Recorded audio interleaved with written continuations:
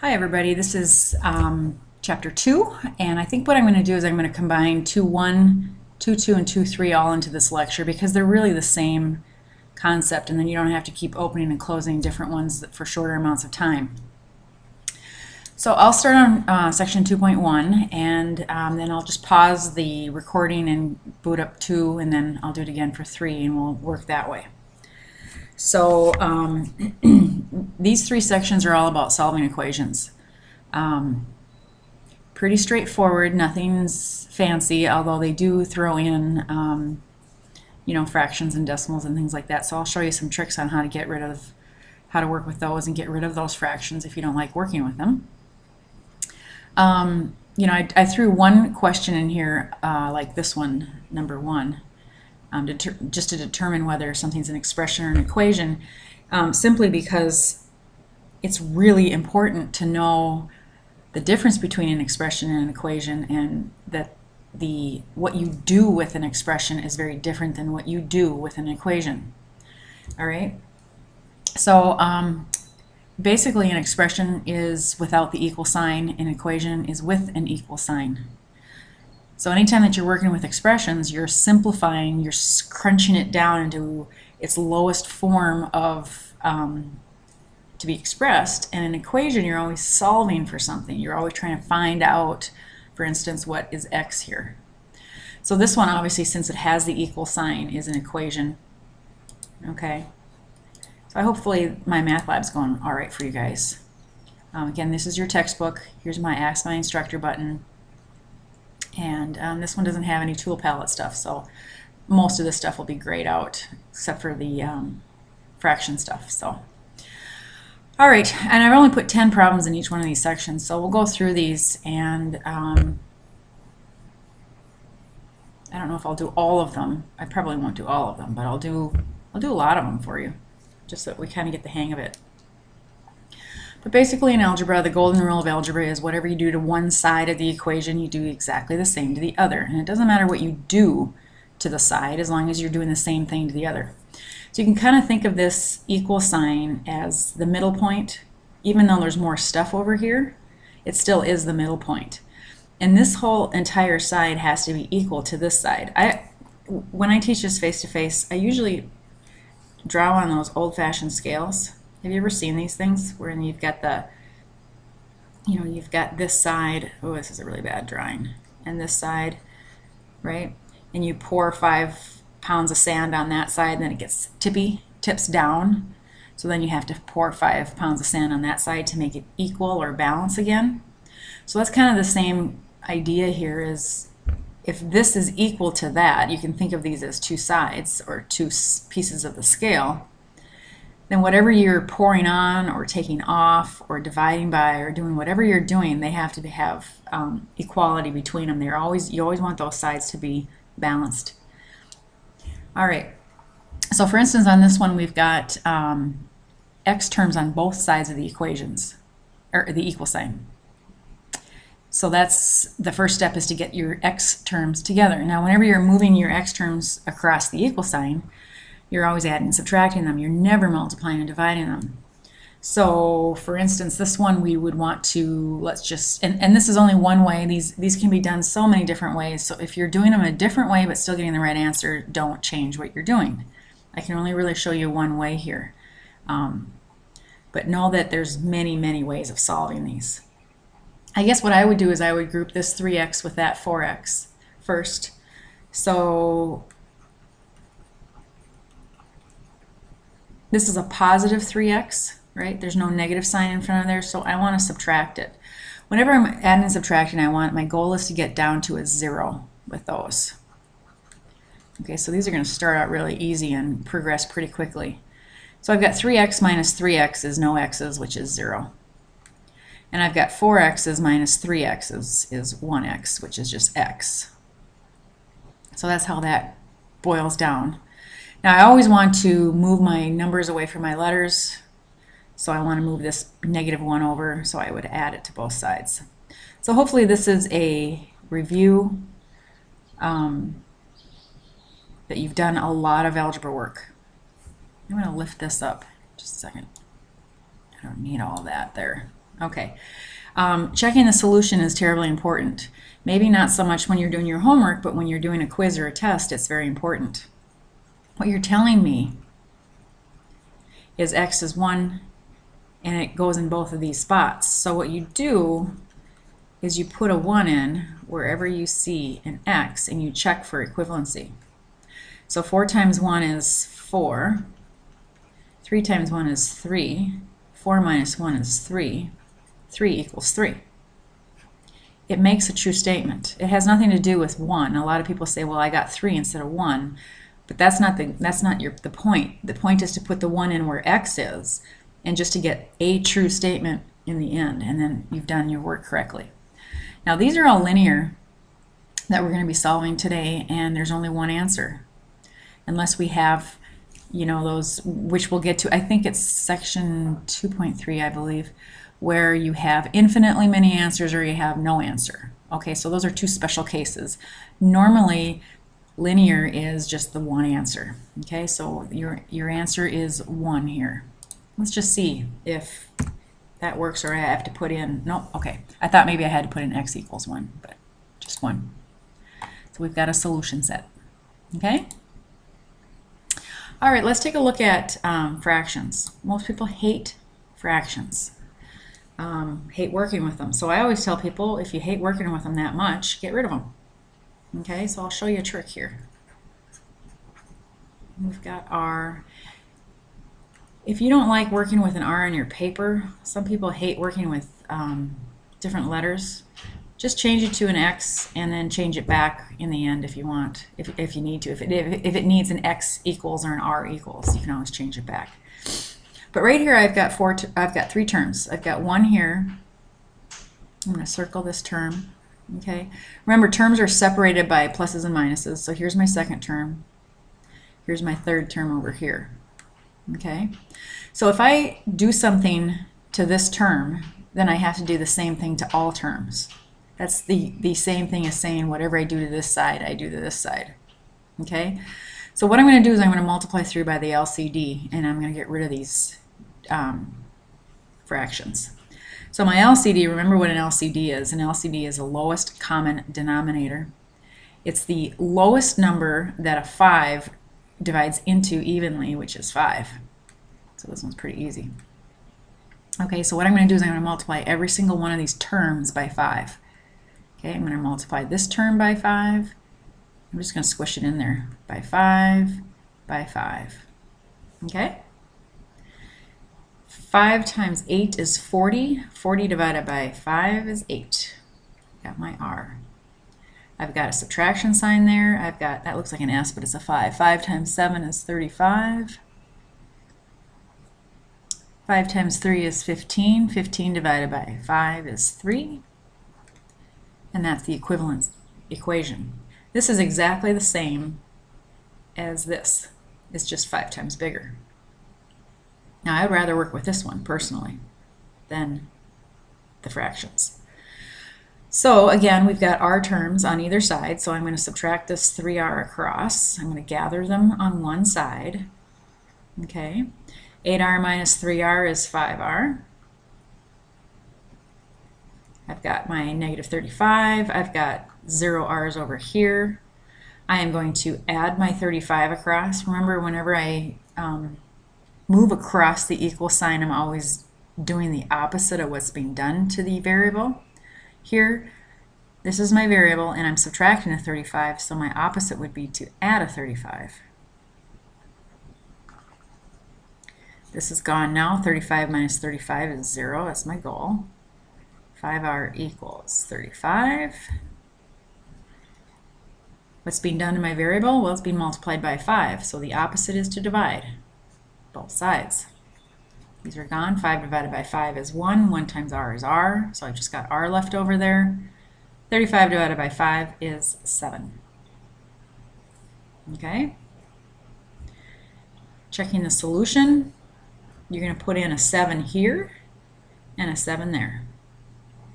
Should we do that together? I'm not going to check all of these with you each time, but you certainly should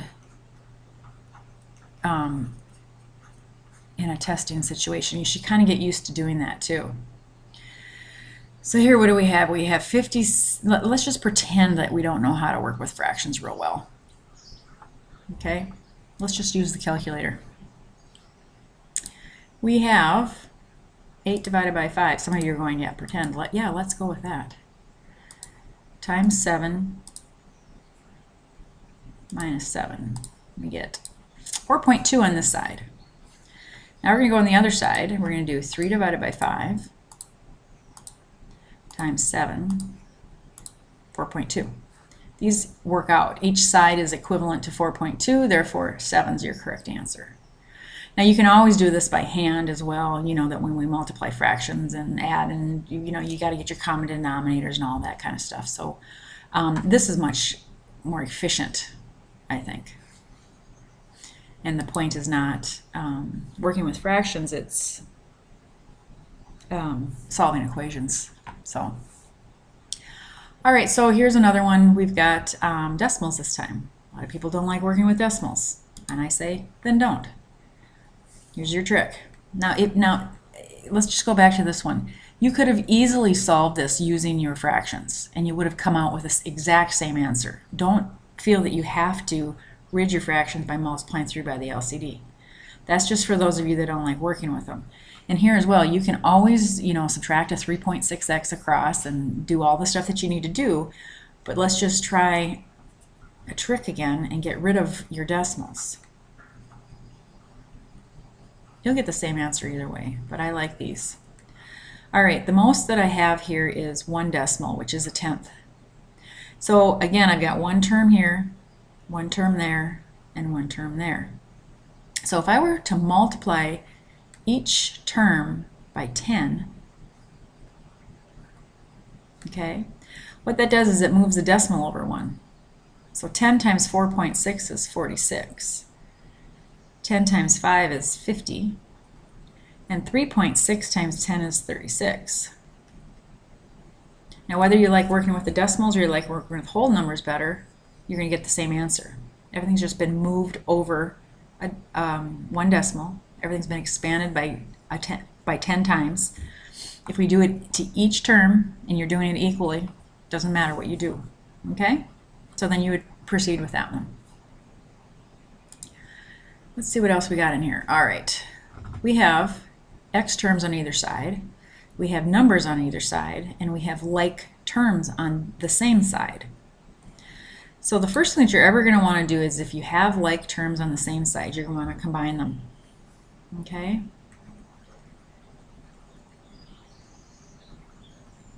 So let's write down the problem. Numbers are alike.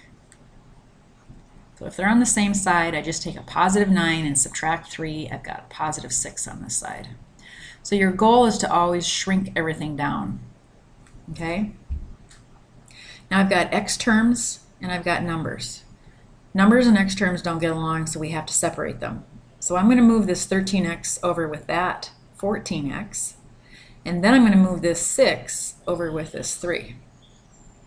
I have to separate my numbers and my letters. Since that's a positive 13, I will subtract 13 from both sides. 13x, you want to drag the whole thing over. 14x minus 13x is 1x. 13x minus 13x is 0, so all I have left over on that side is a negative 3. I'm going to subtract 6 from both sides because I have an added 6 here, so again I'm doing the opposite. 6 minus 6 is gone. All that's left is my x. Negative 3 and a negative 6 make a negative 9. Now to check it, I'm going to put a negative 9 in here and in here, in my original. I'm going to crunch out the left side, crunch the numbers on the right side, and I make sure that they're equal. Doesn't matter, they don't have to equal negative 9, they just have to equal each other. Okay? All right, let's see what else is in here. Well, that's basically the same thing. You've got like terms of x's on the same side, so really you have 10 x's over here. You've got like terms of numbers on the same side, so this is like 13. And you also have like terms of x's on the right side, so you've got 9 of those. So let's just do a quick I won't solve this one. You've got 10 x's, you've got 5 and 5. You've got 9 and 4, that's 13. You've got 7 and 2 for 9 x's, and then you've got 4. See how that one, this one, is exactly like this one, right here, this line? So you're always trying to get back to this line, okay? So you can go ahead and solve that one. Same thing here. You've got, first of all, you can rid your decimals. You can multiply 1, 2, 3, 4, 5 terms by 10, each one by 10, which will move the decimal over. So this will be like 24q minus 25 minus 34q is equal to a negative 20q minus 52. Then you've got q terms on this side, which you can combine, and then it boils down to this line again. Okay. All right, so we haven't done any with parentheses yet. So the first thing that you're going to want to do is you're going to get rid of your parentheses, if you have them, which clearly I do. 6x minus 5x plus 7 equals 0. All right, what I'm going to do is I'm going to put a 1 here so that it doesn't look like I just have a negative sign, but I actually have a negative 1 there. A negative sign is a negative 1. Now we're going to use a distributive property to get rid of these parentheses. The distributive property says, just generically, that if you have something on the outside of a parentheses with addition and subtraction on the inside, everything gets multiplied by the a, the thing on the outside. Here we have a negative 1, so we're going to multiply both of these by negative 1. This is not affected by that, so we're just going to leave that alone. So negative 1 times a 5x is a negative 5x. And a negative 1 times a positive 7 is a negative 7. Now I've got like terms on the same side. 6x's minus 5x's is 1x. Now again, I've got a letter and a number. I want to move this over with that number. Please don't ever think 0 is not a number. A lot of people just get all freaked out when zeros pop in there, or the answer is 0, or they think it's wrong. But 0 is a number. It's got very special properties, but it's still just a number. So we're going to add 7 to both sides. 7 minus 7. We've got the x left over, and we've got the 7. Should we check it? Let's check it. Boy, I hope I don't do any of these wrong here. Haha. 6 times 7 minus 5 times 7 plus 7 equals 0. So what I did was I put the 7 wherever I see an x. It doesn't matter how many times I see it. I've got to put it in there. Now I'm using my order of operations to shrink this stuff down. I've got 6 times 7. And inside this parenthesis, I'm going to do this piece of it first. I always want to do my multiplication first. So I've got 35, that's 5 times 7 plus 7. Now remember, on my order of operations, I'm going to do inside the parenthesis first. 35 plus 7 is 42. 42 minus 42 is 0. True statement. Remember your order of operations.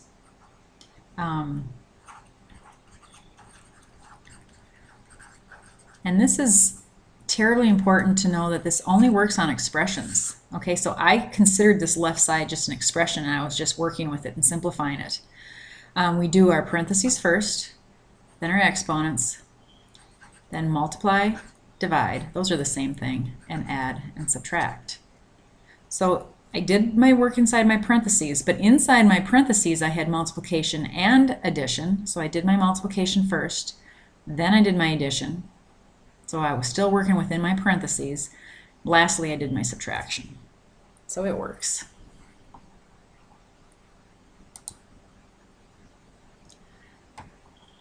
All right, you've got a negative 9 in front. You're going to distribute. Let's just get this one started. For a U, we've got B's.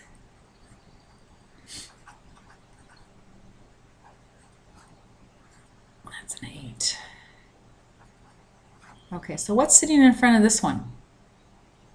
There's no number there, but there really is a 1 there. Okay, so we're going to distribute this negative 9 through, first of all, to both of these. So I've got a negative 9 times a positive 3 for negative 27b. And I've got a negative 9 times a positive 1 for minus 9. And anytime I multiply by 1, it doesn't affect anything. So it stays a 28b, and this stays a negative 1. And then I proceed. Now I've got b terms on the same side. Okay, so I've got negative 27 of them and a positive 28, so that leaves me with 1. Negative 9 and a negative 1 is negative 10. And then we would add the 10 across. So b is 10. All right, and let's see this last one. Yikes, same thing. Maybe we should do that one, huh? All right. So I am going to distribute first. I want to get rid of my parentheses. And each term has a set. Okay? So the first thing that I'm going to do is I'm going to distribute this negative 3 through here. Then I'm going to distribute my negative 2 through here. And then I'll distribute this positive 3 here.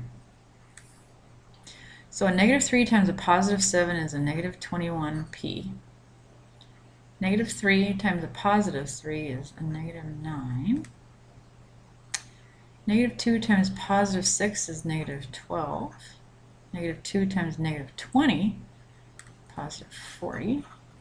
I've got 40p. 3 times 2. 3 times a positive 6 is a positive 18p. Now I've got similar terms on this side, similar terms on that side. On this side as well, I've got p terms and I've got numbers. So if you don't like working with stuff in your head, sometimes I have trouble with subtraction. I can do calculus fine. I can't subtract a couple numbers. I don't know what that's all about, but I've always been that way. 19p. Okay, and here we have, so I'm just, whenever I can, I'm going to show you the difference between a negative and a subtraction. I've got negative 21, and then you can proceed from there. Equals 6 plus 18p. Okay? So now we would want to move our p terms together. I would want to subtract this 18p. 18p minus 18p, 0 p's. 19p minus 18p is a 1p. And then finally, I would add my 21 across. So p is equal to 27.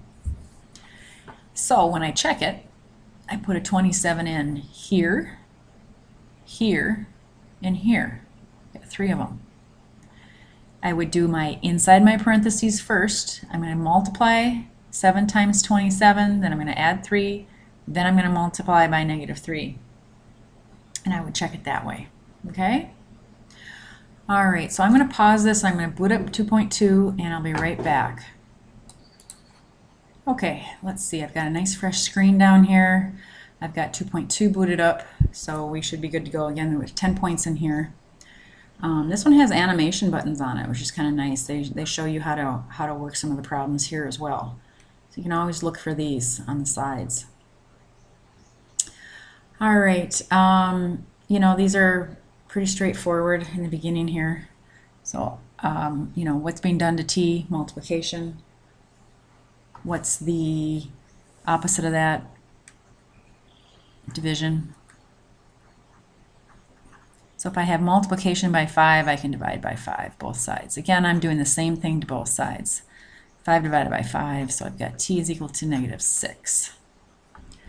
So those are pretty straightforward. Okay, I've got 12 times m is equal to 0. Here's where people panicked because they see the 0. I don't know what to do with it. Well, think of it as a number. We're doing the same thing as over here. What is 0 divided by anything? 0. Okay? 0 is a legitimate number. It's just got special properties. Okay, what's sitting in front of this p? Besides the negative sign, well, if you don't like that, turn it into a number. Okay? A negative p is the same thing as a negative 1 times a p, which is the same as these types of problems. See how these are all the same? So I would just divide through by that negative 1. Did you notice that when the number here was positive, it kept positive, and when it was negative, I kept it negative? And when I'm adding and subtracting, I'm always changing the sign. So whenever you're adding, subtracting, and going across the equal sign, then the sign always changes, and when you're multiplying and dividing through, the sign stays the same. So this is equal to negative 90 here. Sorry, you didn't finish this one. 90 divided by negative 1. All right. Division, right? What's being done to x? It's being divided by 7. Opposite of division, multiplication. Multiply both sides by 7, not 70. That was the answer. 7 divided by 7 is 1. 1 times x is x. So x is equal to 70. Perform a check. Don't forget to do that. I'm going to put in a 70 wherever I see the x in the original problem. 70 divided by 7 is 10, and I formed a true statement.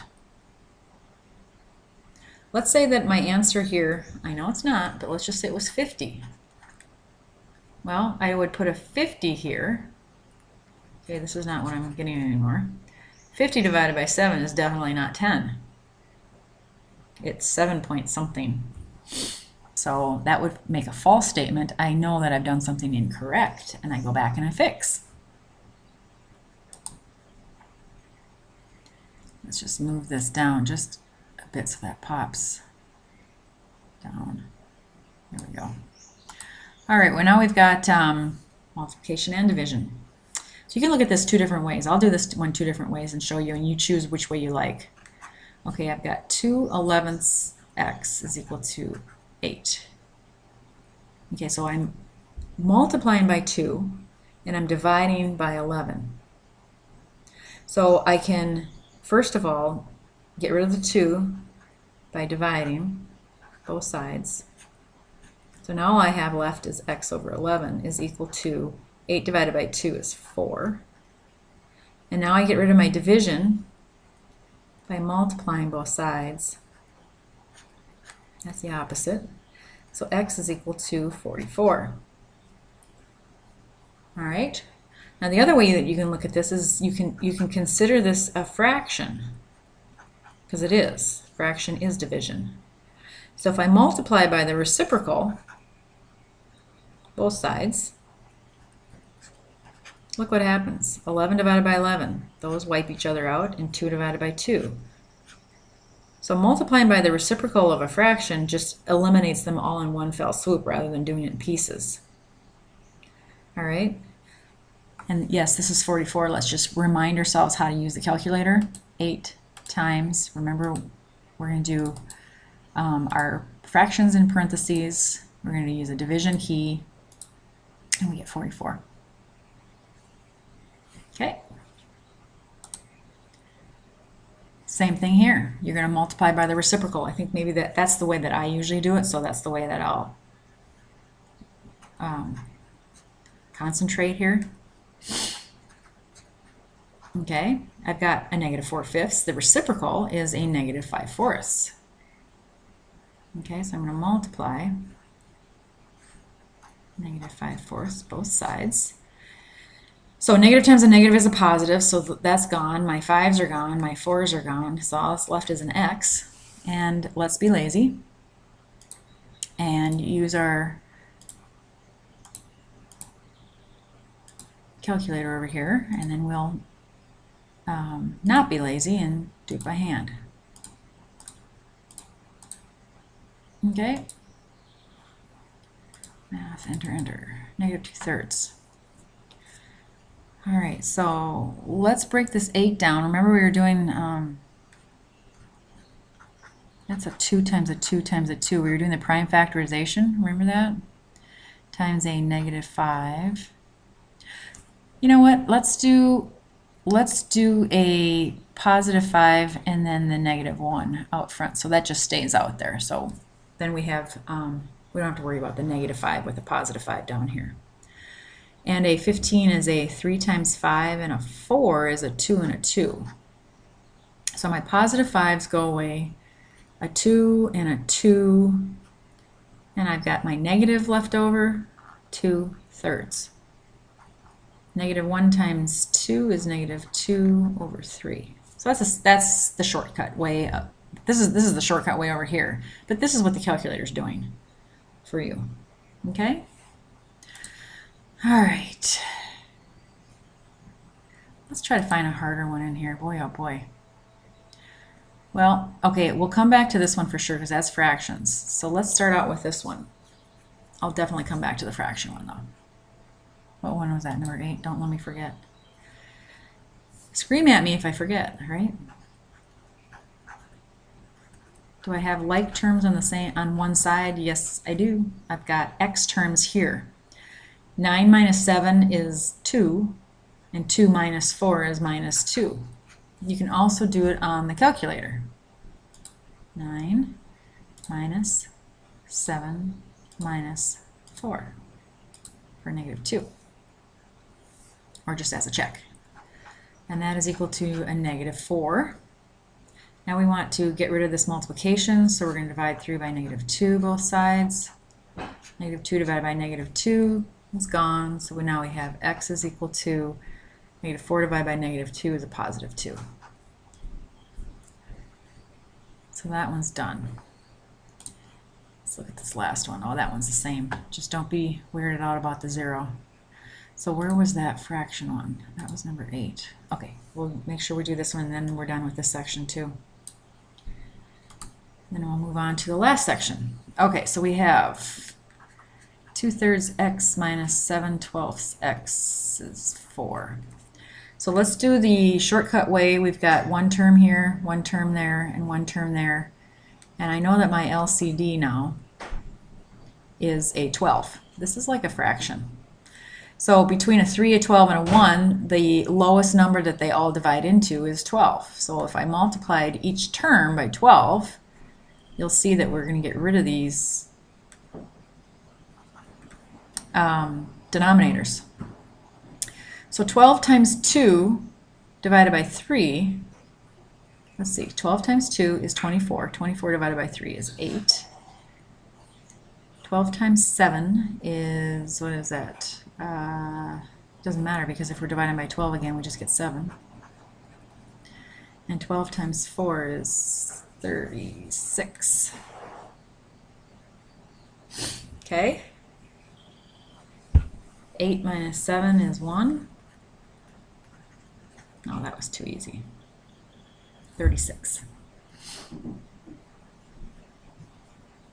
Okay, so I will come right back and we'll do that last section. All right, so this is section 2.3. We're going to continue on with this. These first 3 I think are a little simple, so I'm not going to do these. There's nothing really new here.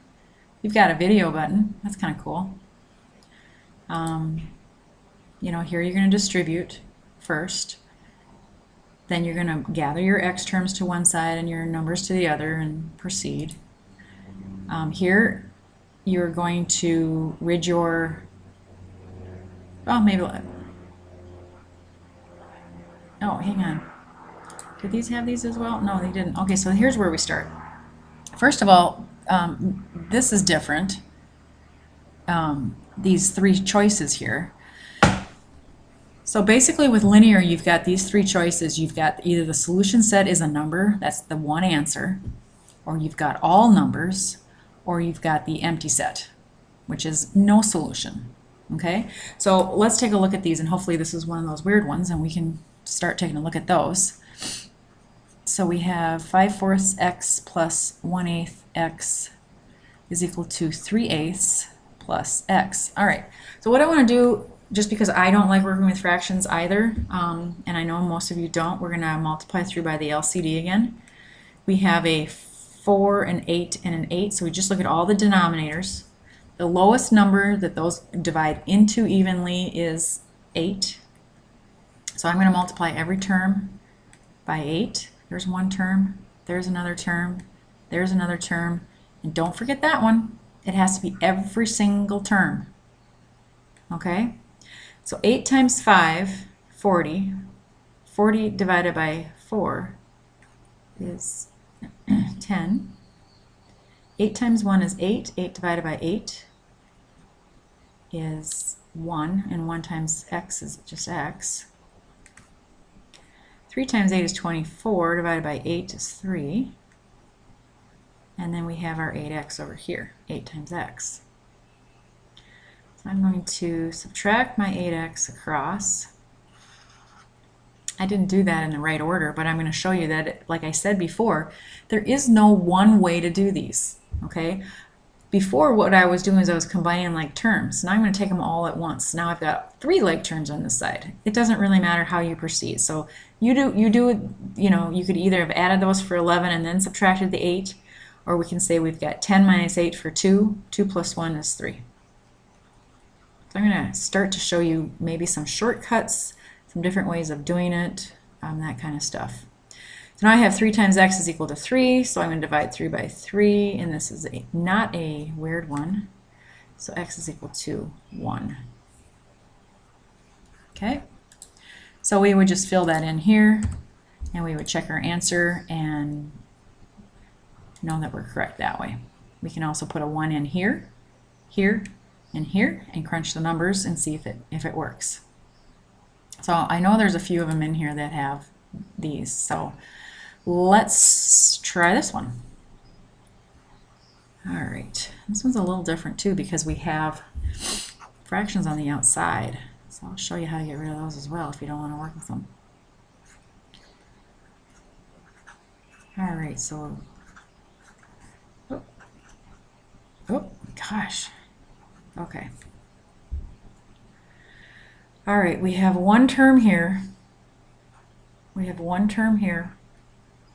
We have one term and one term. So we've got 4 terms total. Again, I'm going to multiply through by the LCD. I've only got these 2 denominators to worry about. So the lowest common denominator would be a 4. Okay, so I'm going to multiply everything by 4. All right, so what I'm going to do is I'm going to rewrite this. You don't want to multiply this and this by a 4 as well. You only want to multiply the thing on the outside. You only want to multiply the entire thing by 4. You don't want to do it 3 different times.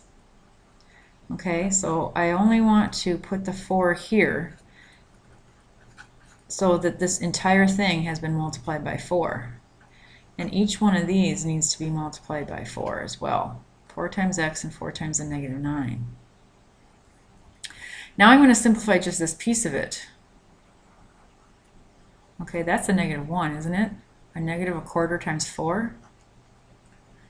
Now we have x minus 8. And then we have this piece to simplify. Half of 4 is 2.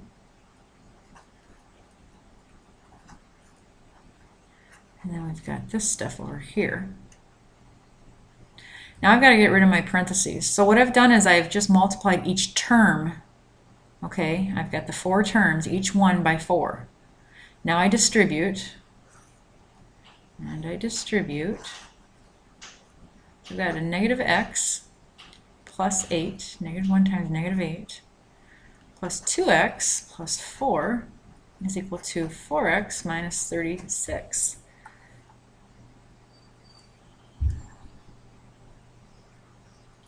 All right, I do have like terms on this side, so I've got a negative 1x and a 2x make x, right? Negative 1 plus 2. I've got numbers, I've got 8 and a 4, so that's 12. Then I've got this. Okay. So now I have to gather my x terms. Let's put them on the right this time because it doesn't matter which way you go. It doesn't matter if you stack them to the left and the numbers to the right or vice versa. So I'm going to move this positive x by subtracting it over here. X minus x is gone. So I've got a 12. I've got 4x's minus 1x is 3x. Now I'm going to want to get rid of this 36 and move it over with this 12. It's a negative 36, so I'm going to add it to both sides. All that's left on this side is a 3x. And here I have a 48. Lastly, I divide by 3. So x is equal to, what is 48 divided by 3? That is 16. I'm going to check that. 48 divided by 3. Yep. Now whether I have it on this side or if I say or x equals 16, I got the same answer here.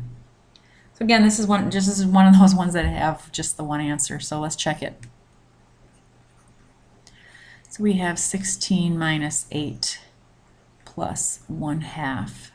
We'll hit them eventually, the weird ones. I know I assigned some, I just don't know which ones they are. So I put a 16 in here, here, and here. And I'm going to do my order of operations. I'm going to take 16 minus 8 for 8. So I do inside my parentheses. Here I have 16 plus 2 for 18. And 16 minus 9 is 7. So now I multiply. I've got negative, okay, I got negative 1 times 8 is negative 8. Negative 8 divided by 4 is negative 2. And then I've got half of 18, or 9. This is looking good. Negative 2 and a 9 makes 7. 7 is equal to 7. So we've got the right answer. Now you could have also put this in your calculator. Let's try that. Just because we know how. So we're going to do a negative 1 divided by 4, close, times, parenthesis, 16 minus 8, plus, now I don't know, do I need, sometimes I need multiple sets of parentheses, so we'll have to see. Sometimes we just have to play around with the calculator. That time I didn't. So I've got 7 on that side. And this one is too easy to do. I don't have to do that one with the calculator. But yeah, you can see that I've got the negative 1/4 times the subtraction. This calculator also knows the order of operations, so it'll follow it as well. But we can also do it by hand. All right. Yikes. Some of these are going to get, okay, let me just take a look at what's in here first. We can do that one if you want. Probably, yeah, we should be working some of these here. You know what, and if you're, well, we for sure have to get these, to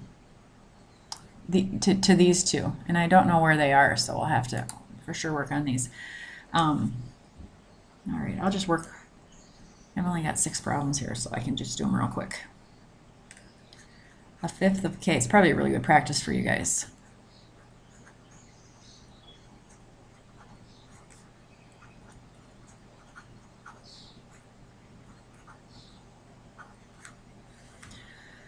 All right, so do you want to read your fractions?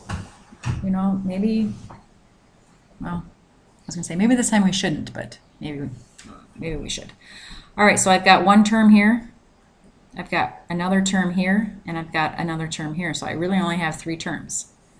Okay, this is the separation right here with that adding, subtracting is how these terms are separated. This is all one term because it's inside the parenthesis. This one too.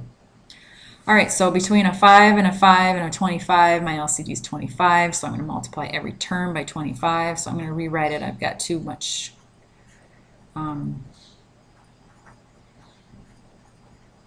going on there to squish it in.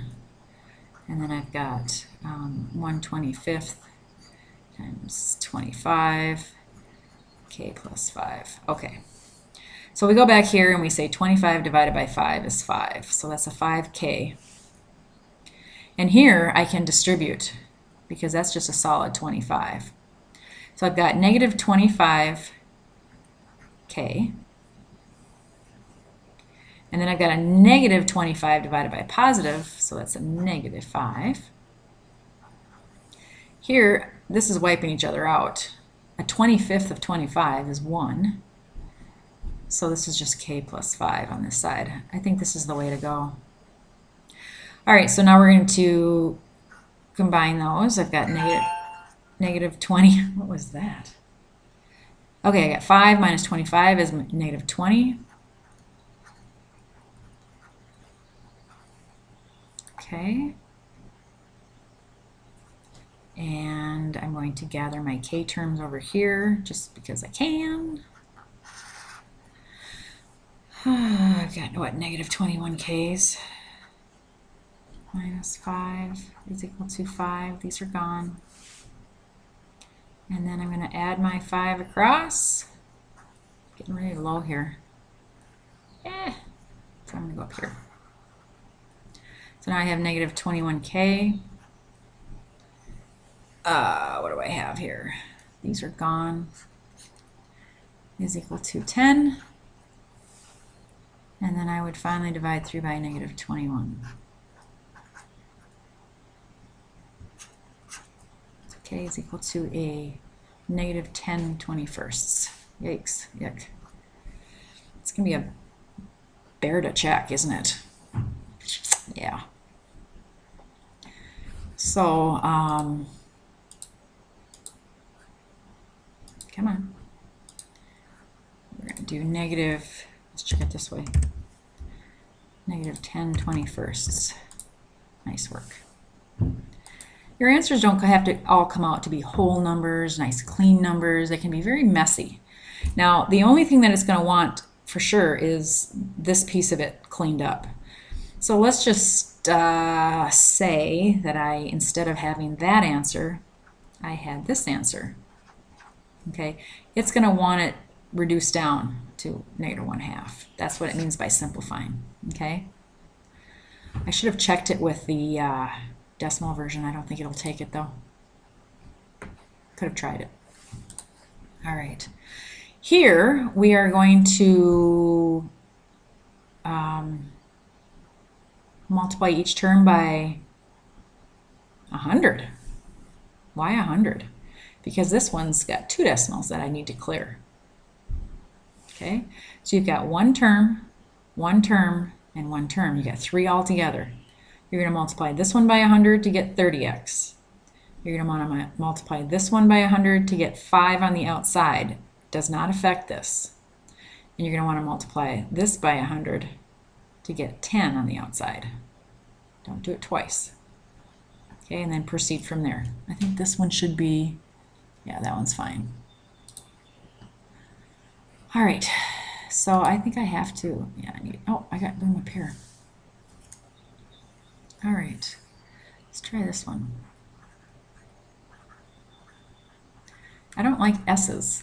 They look like 5s. There's certain numbers that or letters that I really hate working with. And that's one of them. I might change those to X's when I go through. I think I will. I'm going to distribute first here and here, and I'm going to change those to X's because I really don't like that. So I've got a negative 2 times a positive 3 for negative 6x. Negative 2 times negative 6 is a positive 12. Then I've got my negative 12 that I just dropped down. Negative 3 times a positive 5 is a minus 15x. Negative 3 times a positive 6 is negative 18. And then I've got my negative 5. All right, so I'm going to combine my like terms on the same side. That's these 2 and these 2. So here I have negative 6x plus 0 is just negative 6x. Then I've got negative 15x minus, and I've got negative 18 minus 5 for a negative 23. Then I'm going to want to gather my x terms to the left. So I'm going to drag this negative 15x over by adding it to both sides. Then this is gone. So here I have a 9x, negative 6 and 15. I've got my negative 23 left on that side, and I'm going to divide through by 9. And again, I missed it. Again, I got a messy, icky fraction, but it's gonna be fine. Okay, negative 23/9. Again, it's harder to check. That's when this thing comes in handy, to check. All right, I wonder if we're ever going to get to one of these weird ones. I think this is one of them. I can kind of tell when I look at it. So that's this one. All right. 2t minus 6 plus 8t equals 5. 2t plus 5 minus 12. All right, distribution first. Okay. 2 times t is 2t. 2 times negative 6 is negative 12. This 8t is not connected to this 2. Otherwise, the parenthesis would be way over here. All right. Distribute 5 times 2t, 10t. 5 times 5 is 25. And again, that 12 is not connected with the 5.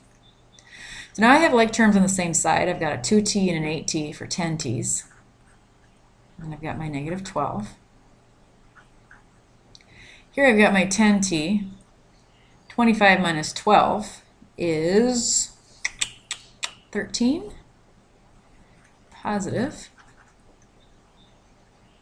Now I have to gather my t terms to one side, so I will subtract 10t over here and subtract 10t over here.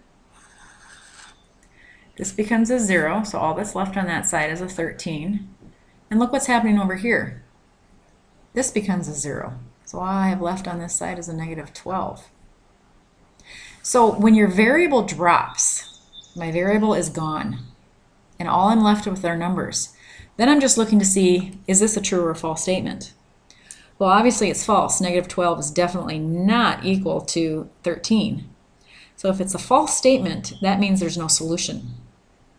If it becomes a true statement, then it's all real numbers. So for this one, there's no solution. Okay? Let's take a look at this graphically as well. I want to make sure that we take we look at the graphical connection between this stuff. Okay? So let me pause this and get my screen cleaned up, and then I'll show you quickly the graphical connection to what's going on, and then we'll just finish up these last two problems here. Okay, so this is one of those pieces to college algebra that you're going to really need. It's this graphical connection.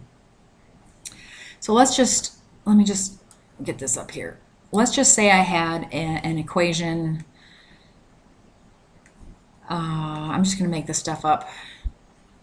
Equals, I don't know, 5x plus 7. Okay? This is a line and this is a line. And we want to know where they're equal. Okay, so we're going to look at these graphically rather than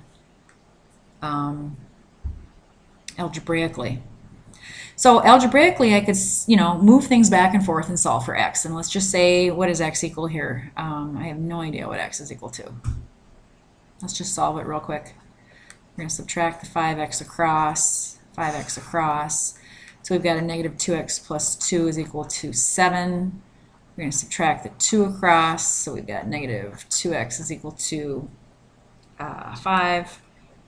Forget my x, so x is equal to a minus 5/2. Okay, so it's about negative 2.5.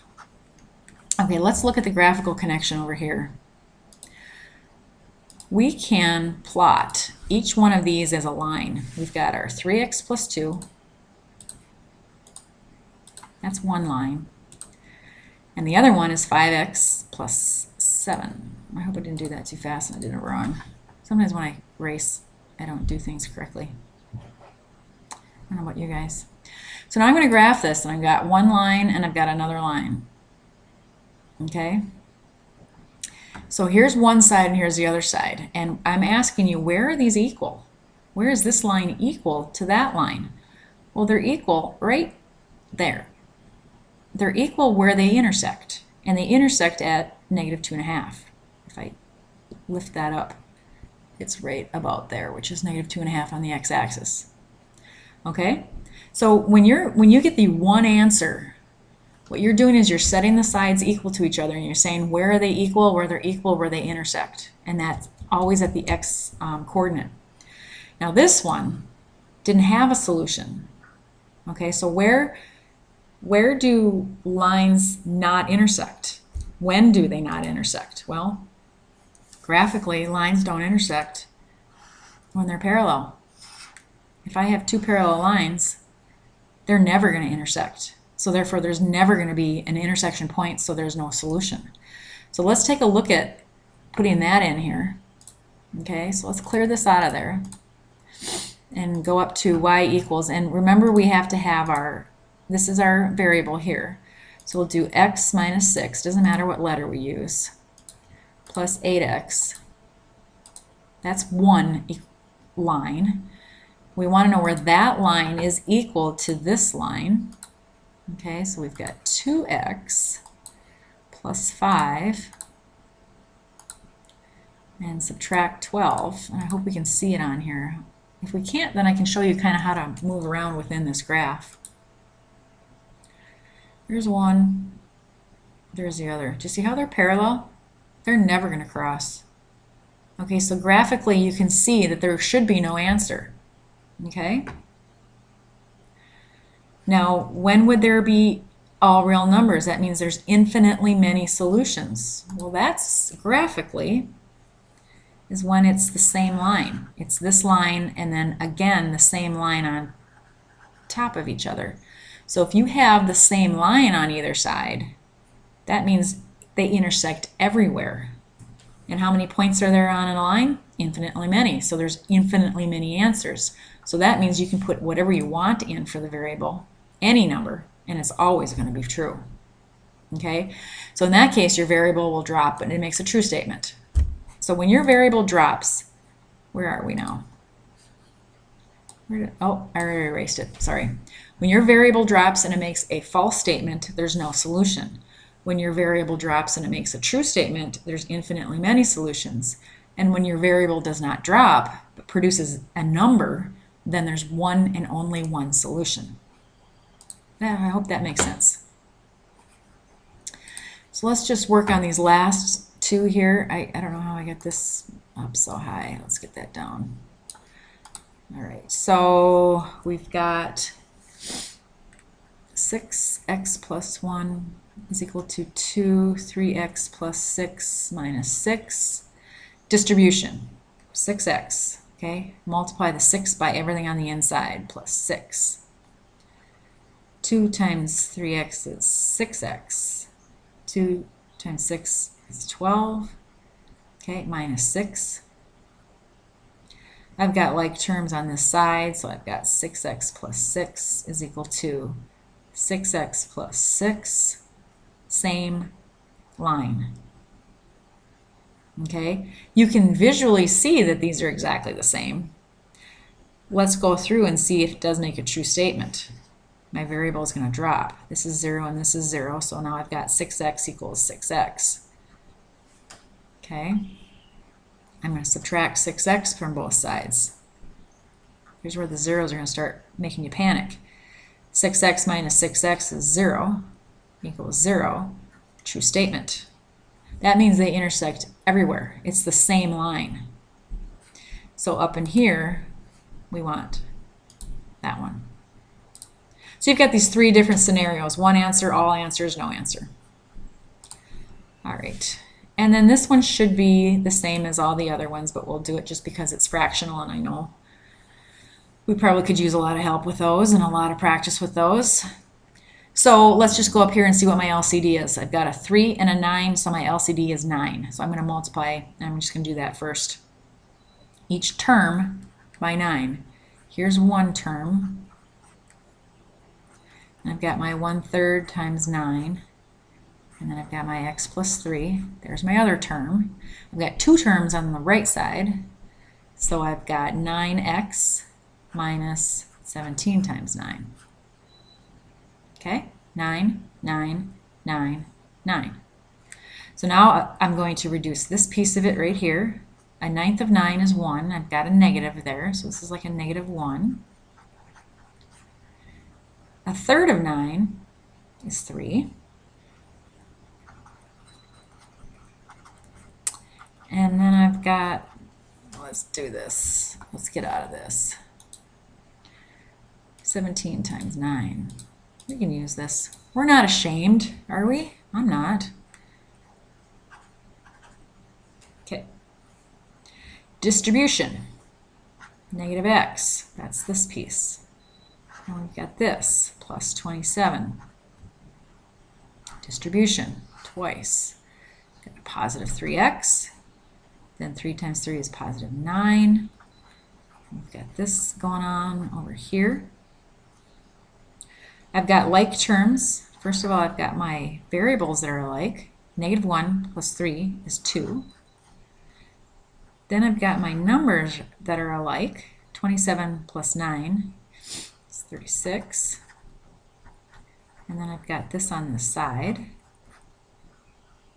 And now I'm going to gather my x terms to the left or to the right. I don't really care. This is gone. 2 minus 9 is -7. Drop down my 36. Got the -15 on that side. What the heck happened? How did that turn into an x? I don't know. That should be a 3. I bet you guys are all screaming at me. So I go, that doesn't work.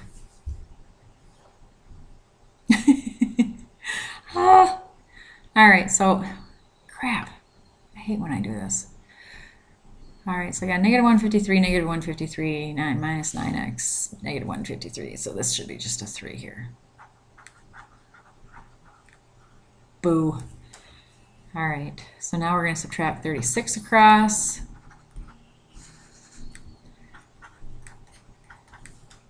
So I've got -153. Okay, -153 minus 36 is -189. Lastly, divide through by -7. Hey, I told you guys I was going to make mistakes. Let's see if that's a whole number. Yeah, 27. X is 27. Should we check it? Yeah. All right. Let's check it by hand. -1/9. 27 minus 27. Oh, that's sweet. I like that. 1/3. 27 plus 3 is equal to 27 minus 17. All right, this is 0. 0 times anything is 0. This whole thing is gone. We've got the inside of the parentheses to do first. We've got 27 plus 3. 27 plus 3 is 30. 1/3 of 30 is 10. 27 minus 17, 10. Works out. So we've got 27 in here. 27. All right, so that's it for chapter 2. So, you know, if I went too fast, that's the beauty of online. You can go back through it and replay it again and stop and start when you need to. Another nice thing to do is to take all of my problems and rework them without looking at the video and seeing if you can't match the answers on your own. That's a really great way of doing it too. It's wonderful practice. Or to try to, you know, when I click on a problem and I'm going to start it, stop the video and see if you can't get the answer first and then see what my answer is. You can check it that way. So there's many, many ways of studying. So what you should do when you're finished with this video is you should have all your homework finished, and then you should proceed to the review problems, which are optional. I'm not going to grade them, I'm not going to require them, but it's a really good thing to do. And then when you feel really comfortable and you're ready, take the quiz. When the quiz comes back, you can see your results right away. Go back through it before you click out of it and make sure that you understand what you did wrong and how to fix it. And oh yeah, okay, I get this and that. And if you don't, that's when you ask me. Once that's all cleared up and you really feel comfortable and confident, then you test. Okay? And you can't move forward into the new unit until this unit has closed. Right now, I'm just trying to stay one step ahead of you. I haven't taught these online before, so I've got an awful lot of videos to make, so you have to be patient with me, and I do apologize that you can't work through it as fast as you can. You can work through each unit pretty much as fast as you want, but you can't finish the course any faster than that. So anyway, that's it for this one, and I will see you for chapter 3.